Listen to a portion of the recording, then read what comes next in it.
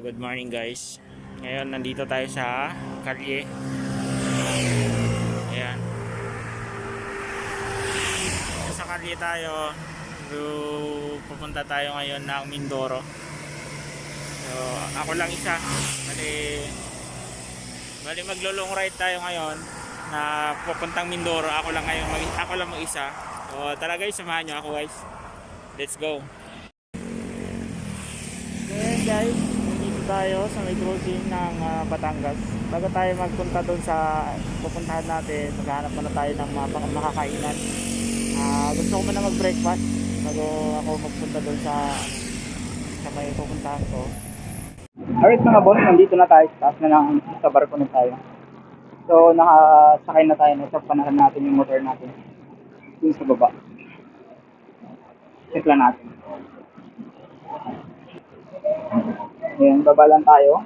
Check natin yung door. Yung motor natin nandoon, nakagilid. So, konti lang yung mga sumasakay dito.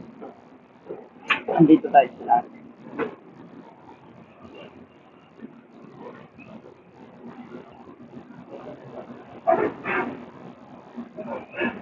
Yun, nakahanap lang tayo ng upuan. Pwede tayo makapagpahinga. And then, malapit. Dito tayo.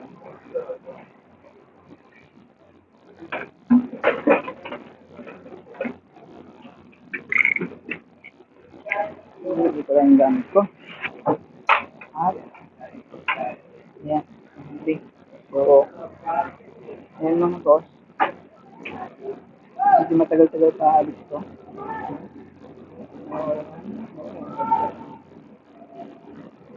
Ang init. So, yung oras ng biyahe siguro mga 1 hour or 2 hours mula dito. Kung may pier ng Batangas. Yan. So, may speed yan, yung pier ng Batangas. Pier. So, mga 1 hour pa yung antay namin para makaalis yung barko. Nakasakay ito ng mga ibang pasahero. So, yan. Punta lang tayo sa harapan. Tignan natin. May mga papaalis na rin.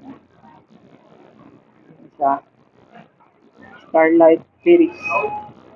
Starlight. Doon yung terminal ng Starlight sa kabila. Yun. Ito naman sa Montenegro. Yan. Pero mga hindi pa naalis. Then, ito naman yung mga bibiyahe rin. Sarap ang hangin dito. Ngayon na may umalis na. So, ito. Mga biyahe niyan, Mindoro din. Mindoro, Calapan. So, marami na pa yung ikakarga. Marami pa yung nakapila doon sa terminal. May inspection area. So, ito konti pa lang, hindi pa puno. Kaya pa yung may sakay lahat bago magbiyahe itong ferry. Ferry boat na ito. Ayan. Ang dami na. Ang dami na. Yun, nandun yung motor natin sa magbilid. Yung ibang motor. Kunti lang yung motor ngayon and then marami yung mga sasakyan. Mga 4 wheels. At yun na nga guys, after 2 hours na pag-aantay, dito na nakaalis na rin kami, papunta ng Mindoro. Let's go! At yan ay may kasabay tayo, ay kasalubungan natin, isang malaking boat din. So galing yan dun, galing ng Mindoro, pabalik naman yan ng Batangas Port, no? Tayo papunta ng Calapan Port. As you can see mga boss, ayun, nakarating na rin tayo kahit paano, no? Nakarating, picture muna, ayan, kunwari, turista. So, bago ang lahat, ay naghanap muna ako ng matutuluyan na hotel. So, what's up guys? Ito yung natuluyan ko na to, napaka-secure. So, bago ka makakapasok o makakalabas dito, napagdadaanan mo yung dalawang gate. So, kung may dala kang mga sasakyan, may dala kang motor, may dala kang hindi ka mangangamba na baka mawala o kung anong mangyari, kasi bago ka makapasok dito or bago ka makalabas, meron siyang dalawang gate. So napaka safety So yan yung itsura niya sa taas. Yan. Yung taas yan, maraming kwarto din dyan. Itong lodge na to, mayroon siyang doon sa baba, mayroon doon sa kabila, tapos doon sa kabilang side. So paglabas mo dito, bago ka makakalabas, mayroon siyang dadalaan ng dalawang gate, no? So napaka-safe. Kaya yung iniwan nung iniwan ko yung motor doon, hindi ko na siya nilak, hindi ko na tinakipan yung pinaka-safety ng ng susi. Kasi alam kong safe yung lugar na to. So, ayun guys, papakita ko sa inyo mamaya guys yung sa labas. Para paglabas, ma-identify nyo kagad na ito yung area, ito yung lodge na mura dito sa Galera. So, the rest kasi yung mga ibang lodge dito is nagre-range ng 2,000 and up, 2,000 and above. So, ito, medyo mura dito, may selection ka.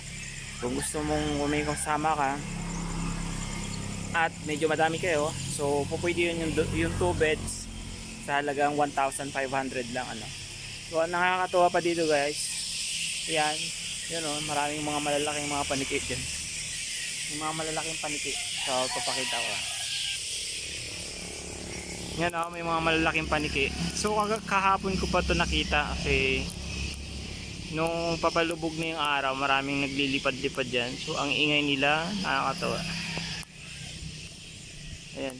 Hindi siya gaano makita sa camera pero sa personal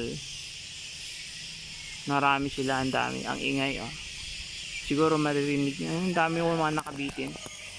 Yan, ang lalaki diba? So yun, ito yung mga nakabitin, yan yung mga itim na yan, puro mga malalaking paniki ang nakabitin. Yan yung mga itim na yan, ito isa na to paniki yan. So lalaki nila siguro kung hindi ka gaano pamilyar sa mga paniki, mga pagkakamalan mo hindi ka pamilyar o hindi ka laking bukid, mapagkakamalan mong mga aswang. So ayan, nakita ko siya kahapon, ang dami nila naglilipad. So ngayon pabalik na sila, matutulog na sila kasi palabas na yung araw So ayan,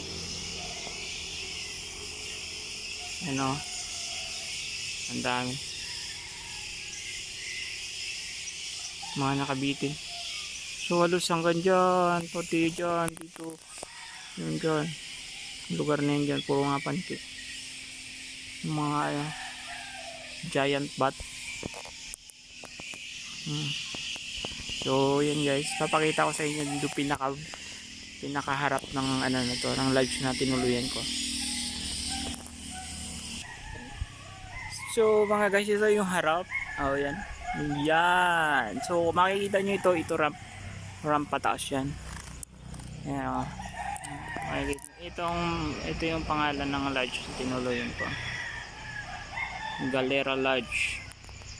Yun, sa mga dito pwede ka mag-parking dito kung may sasakyan ka. Pwede mo naman din kung doon sa taas ka diretso. Pwede ka doon mag-park kasi doon may parking din doon, malapad din yung parking area. And then dito naman pwede mo naman iwan dito yung sasakyan kung may sasakyan ka. So napaka-safe dito. Ayan, tapos bago ka naman makalabas doon, meron din mga bantay doon. Ayan, maganda yung lugar dito guys. Ayan. Isang kagandahan dito guys, so hindi ka nalalabas para bumili ng mga pagkain. So mayroon din sila dito mga mayroon silang table para umorder ka. Meron din silang mga menu. Ayan, hindi lang nakabukas yung ilaw. Pero dito ang kagandahan, hindi ka nalalabas. Ayan, meron siyang yung mga menu nila. Ayan, dito na ako nag-breakfast and then nag-dinner, hindi na ako lumabas. And then kung gusto mo naman dito, para dito ka na lang din mag-dinner kung gabi, pwede ka naman dyan, pwede rin dito. So itong kagandahan dito ay safe siya, hindi ka mangangamba na baka may pumasok o may lumabas. So bago ka lumabas, meron siyang gate. And then dito merong gate. Tapos meron naman doon, meron dito sa may paying area, meron siyang, ayun, inoffer nga ako ni Kuya ng kape, oh. Sige po, salamat po. Yan. So, bago ako magbiyahe, magkakape muna ako. Yan, ito naman yung mga menu nila. Yan, meron siyang mga donuts para sa, yan, para sa mga menu niya. Meron siyang, kung mga mahilig kayo sa silog, pares, yan, meron siya, kompleto siya dito. Yung kanilang menu.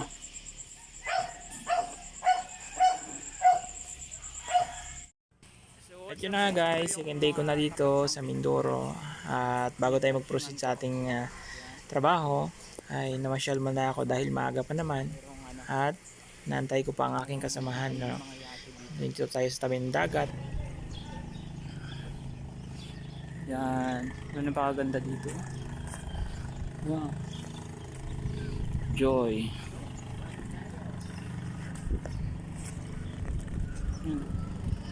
Merong ano ng pirates dun. Yung ano ng pirate po. So may puntahan natin yun doon. Pero bago ang lahat, dito muna tayo. May meron din doon, no? Ano ng pirate. Paikot pala yung daan. Paikot yung daan doon. Ganda. May mga ano. Puerto Galera. Hagibis. Ang daming tayong. Yung mga isda. Doon akit tayo doon naman.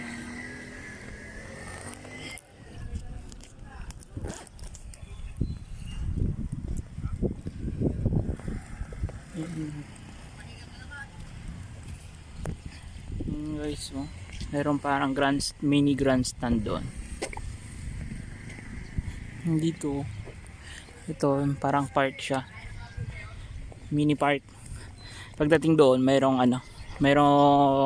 barko ng pirate.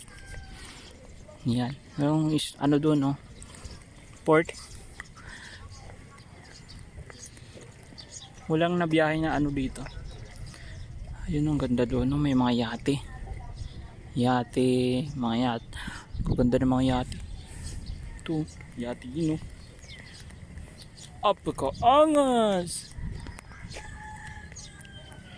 Ito mayroong stage dito. Siguro pag may mga event dito ginaganap. Yan. Try natin umakyat doon. Para makita natin yung pinaka total view. Parang PNP ano siya, no? PNP barracks. Ganda.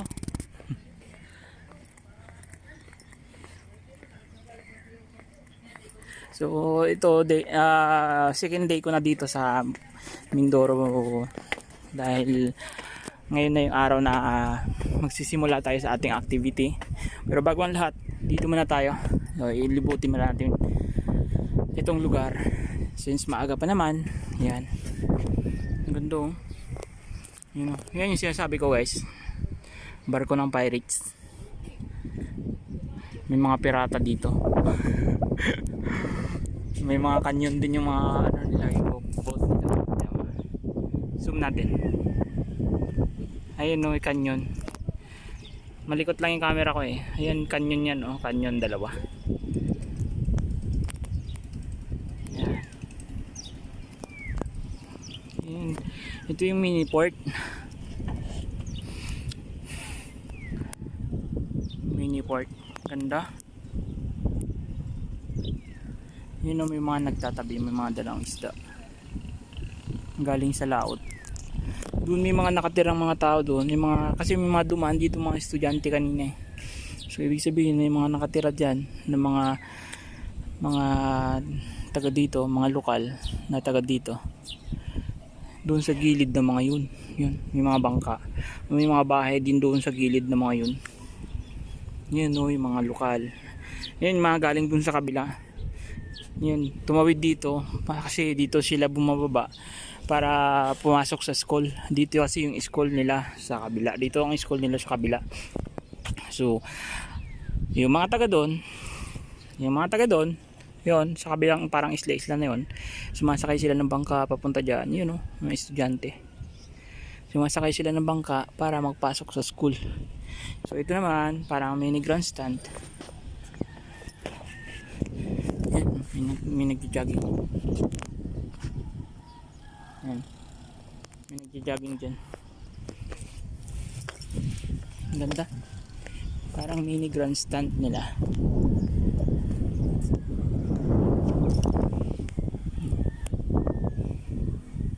Yan. Ang ganda dito sa taas. Diba? Nakitang-kita yung pinaka main view.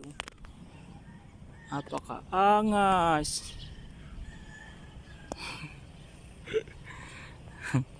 Napakaangas. Ayan. Parang ang sarap manirahan dito. Siguro dito maganda pag gabi. Ano?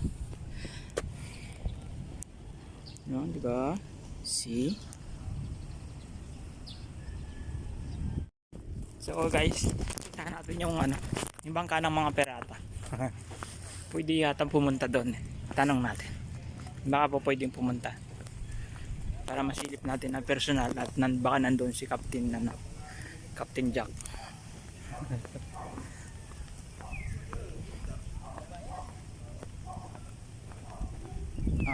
Malaki nga, malaki.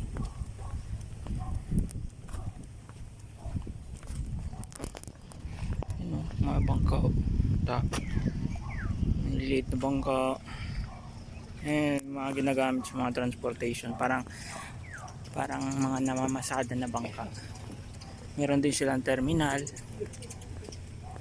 Ayun, may mga ano dun, may mga souvenir doon. Tayo tingnan natin, baka may mga souvenir.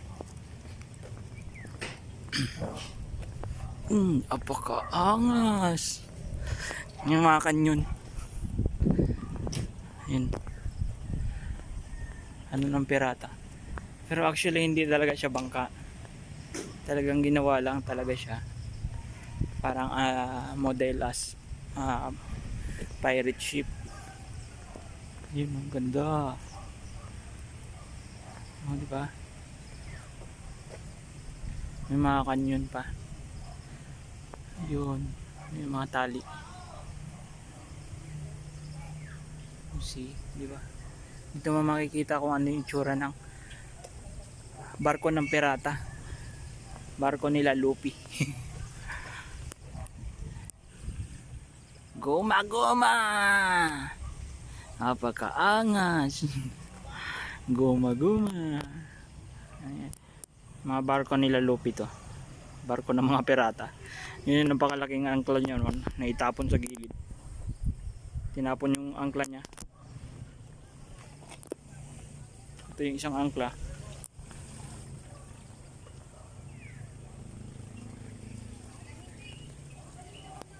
Ang ganda, no? Yung daanan hanggang doon sa dulo, paikot pa ganun. Tapos pagdating doon, meron ding parang cottage doon na po pwede ka magpahinga. Ang galing. Ito. Dito kinakabit yung layag. Ang layag ng mga pirata. Yan. Tapos itong bangka na to naging basurahan na. Pero ang ganda pa. Yan, maliliit na bangka. Dito may mga souvenir, tindahan ng souvenir. Yun. Kaso hindi siya ano, yung mga parang mga ano, pang swimming. Yan. Ngayon pwede ka mamingwit dito. Maganda kung mayroong kang dalang fishing rod, no? Dito ka mamingwit. Yung taga dito lang ako, araw-araw ako dito mamimingwit. Yung mga isda dyan, yung malalaki yung mga isda. Yung mga tayom, lalaki ng tayom. Yan, pagbaba mo dyan, pagangat mo mataba ka na. Tusok-tusok ka ng tayom. Yun o, ang dami isda oh. Yan, napakaangas. Dami isda. Yung mga nabuo na rin ng mga corals dyan oh. Sa tagal ng panahon. Ang daming isda, maliliit. Nga lang, maraming tayom. Nakakatakot yung tayom. Lalo na mga tinik niya oh. Yung mga ano niya, mga needle niya. Halos isang dangkal ang haba. Ayan. Napakaangas. Ito sa may Mindoro Sprinter yate. Puntahan naman natin yung ano, yung pirate boat dun sa kabilang side.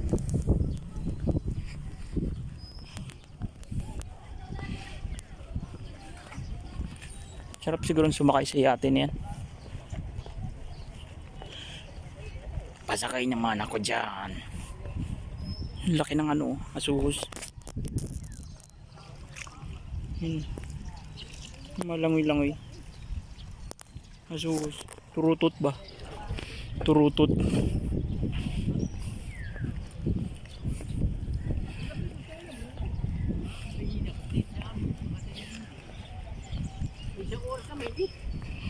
Ayaw gigising alas 2. Yun o, ang laki o. Turutot. Yun o. Yun o. Yun. Ang laki. Yung mga lapo-lapo sa ilalim mo. Yun o. Malalaki yung mga ano. Malalaki yung mga isda. Hindi ka anong makita sa camera, pero kung personal nakikita mo talaga yung sa tubig yung mga malalaki o mga ano, lipty.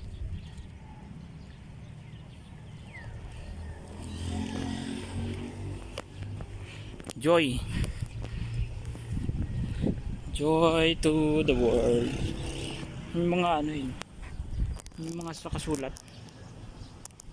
hindi ko alam kung ano mga salita yan. Pagkakala ko yung Korean yan, Korean ano, may mga Chinese, Japan, Apanji, Esperanza, may mga ano, iba-ibang lingwahe. Ito alam ko to ano, Russian yan, Russian basta yun na yun, kayo nang bahala dyan. Yan naman dito may mga ano, mga corals oh. Ayun mga malalaki oh. Mga lapu-lapu mga corals na buhay yung corals dito sa gilid lang. Ayan. Ang linaw ng tubig, mga talakitok. Ayun guys, kung makikita nyo lang sa personal guys, makikita nyo talaga yung isda. Pero kung sa camera kasi hindi siya ganong ano, yun, hindi na ganong nakikita sa ano, camera. Pero kung sa personal, ano mo talaga, tanaw na tanaw mo yung isda. Yan. Ang kagandahan dito, hindi sila mahigpit. Kumbaga hindi naman sa, hindi sa mahigpit ha, hindi sa ano. Kumbaga ano sila, very approachable sila sa mga, lalo na sa mga dayuhan. Yan. Hindi nila yung pinagbabawalan na, "Hoy, bawal ka diyan, ganito, ganon." Hindi sila ganon eh. Hinahayaan lang nila. Siguro gusto rin nilang ma-develop o ipakita sa mga dayuhan na talagang ito yung lugar nila, no. Pinagmamalaki nilang lugar, no. Yun ano, isa sa mga dapat na ano, dapat hindi mo pinagbabawalan yung mga dayuhan, no. Yan. Ito yung pinakadulo. Hinarangan na pala yung ano. Hinarangan yung daan papunta doon sa may isang ano. Isang barko ng pirata. Ito na yung pinakadulo. Yan, pagkaangas. Ito yung bangka. Natawid doon sa dagat, sa kabilang ano, isla. Yan naman, mga yate nila. mga yate ng mga mayayaman dito. Dami. Hi guys, last day ko na dito sa Mindoro ngayon. Nandito na ako sa barko, pabalik na ako ng Batangas. So ayan, akala ko kasi bukas pa yung ano ko away. So medyo napaaga dahil natapos na namin yung activity. Ngayong araw ay babalik na ako ng Batangas at away na ako sa Cavite. So ito, nandito na ako sa barko. Nakasakay na rin yung motor ko dun sa baba. So bye bye Mindoro. So lumaganda ng Mindoro mga tropa. So kung sino-sino yung mga gustong magpasyal ng Mindoro, so maaliw ka kasi hindi lang yung mga pasyalan dito yung mga magandang puntahan, kundi yung may mga pagkain din sila na pinagmamalaki ayan. So naisakay na namin dito yung aking motor. Sana ba yung motor ko? Ayun, tinatalian na nila. Snipes si SB1, ayun SB1 natin, nakatali na siya. So pinupuno na lang ito yung mga sasakay ng mga sasakyan, truck, tsaka mga van, mga private van or tsaka yung mga transport van. Pagkatapos ito, babatsi na. Ayun guys, last day ko na dito sa Mindoro at matagal-tagal na naman ako bago makabalik dito. Kundi dahil sa tawag ng trabaho ay hindi ako makakapunta dito. So thankful sa aking pinagtatrabaho sa aking kumpanya. Special mention Annex Digital. Thank you. Nararating ko yung mga lugar na gusto kong puntahan at natutupad yun dahil sa kumpanya ang aking pinagtatrabaho. Annex Digital, thank you very much. Ganda ng ngayon, ang ganda ng panahon, medyo kalmado yung dagat. So, sinakyan ko nga pala ay Montenegro. Montenegro din. So ayun nga mga boss. Dahil pag-ikot-ikot ko dito sa taas ng Montenegro, may nakita ako dito. Akala ko yung 7-Eleven na sa lapag lang, sa lupa lang. Dito sa Montenegro may 7-Eleven din yan. Angas! 7-Eleven. Kung ano yung laman ng 7-Eleven sa lupa, dito sa barko, ganun din. Nakakapili ka dito. Subukan natin mamili.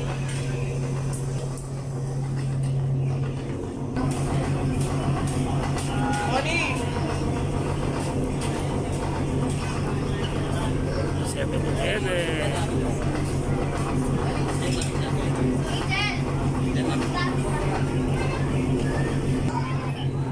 Ayan, pila ko sa 7-Eleven. Pila sa 7-Eleven. So, pinupuno lang yan. Makarami. Medyo malaki yung sinakyan ko Montenegro ngayon. Unlike so, yung sinakyan ko noong una, yung papunta pa lang dito sa Mindoro. Ngayon ay malaki. Hundreds passenger. Plus mga malalaking truck. Ayan.